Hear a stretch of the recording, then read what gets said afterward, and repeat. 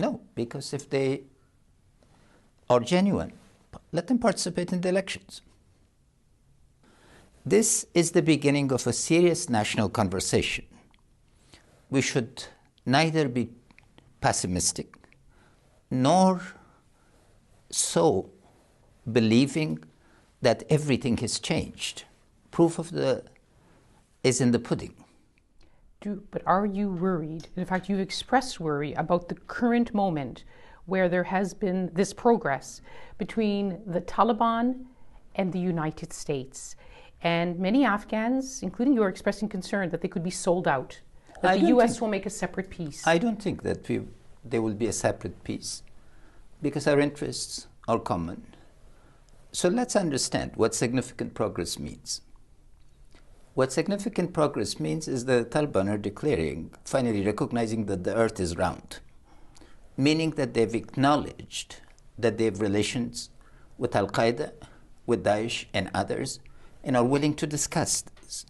The U.S. Special Envoy, Zalmay Khalilzad, born in Afghanistan, of course, you know him well, says that they've come to agreement on a draft framework whereby American troops would leave and the Taliban would give guarantees that Afghanistan would not be used as a platform for extremist groups like Al-Qaeda and Islamic State to launch attacks in Afghanistan and against American interests. Do you believe the Taliban can give guarantees? No, but what have you been told that gives you confidence? Dr. Khalilzad, Ambassador Khalilzad, has told the Taliban it's not that there's just a peace with the United States. It's part of a package of intra-Afghan discussions and ceasefire. And the discussion of guarantees is something that needs to be demonstrated in practice. Words are not enough. But the goal is the right goal. In Ireland, did you make a peace by suddenly arriving one day and saying we want peace, or it was the Good Friday was product of intense discussions to make sure that the fundamental issue of terror and violence ended? Our desire is to end the violence, to bring the Taliban into the political community of Afghanistan and let them participate. But you and your government have been completely sidelined. The Americans are talking to the Taliban. Almost every one of your neighbors, even the ones who are rivals, are talking to the Taliban.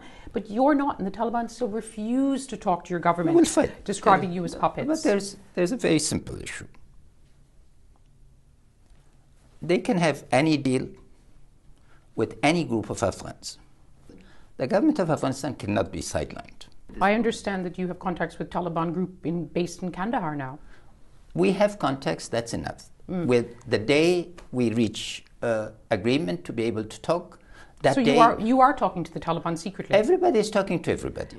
As you know, many Afghan women are speaking out, wanting to guard the gains that they've made since the fall of the Taliban. They say they fear the end of the war against the Taliban will be the resumption of the war on women. Are they right to be worried? They have very justifiable reasons to have concerns. This is why I'm increasing. So you don't think the Taliban have significantly changed? We need to see the practice. I do not want to make the judgment. What will bring this is agreement to the rules of the game. The United States is expecting any day now to be able to announce that the territorial control of so-called Islamic State, ISIS, will have ended in Syria and Iraq. So there's a great sense of what an achievement. What do you, as the president of Afghanistan, say about that? What is the duration of this wave of terrorism? Australia is the only country that its national strategy said it's going to be another 20 years. So the organ of Daesh, their magazine, 2 years ago, asked all its people to stop going to Syria and Iraq, instead go to Afghanistan and Pakistan and Bangladesh. So is this your warning to the world that as the strength, at least territorially, of Islamic State decreases in Syria and Iraq, Afghanistan will be their new... There is indication of this, but we need to make sure. I don't engage in fear-mongering. Yes, because but it's good to be prepared and yes, to get the word international support. But for 4 years threat. 4 years ago, I warned about Daesh, and then they thought I was frightening people in this very place. You yourself have expressed concern that the American perspective is too rushed, Their clock is different than yours. President Trump wants to bring the troops home, and the Taliban know that. The fear that the Americans are just going to pack and leave suddenly in April or May, I think is exaggerated.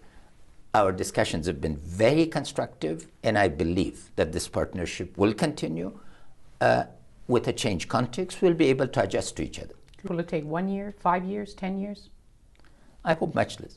Less than 1 year? I hope some of the fundamental things, yes. By next year? By some other things, it's the political breakthrough that we need first. I think it's possible. And I'm going to do everything to make sure that it becomes feasible.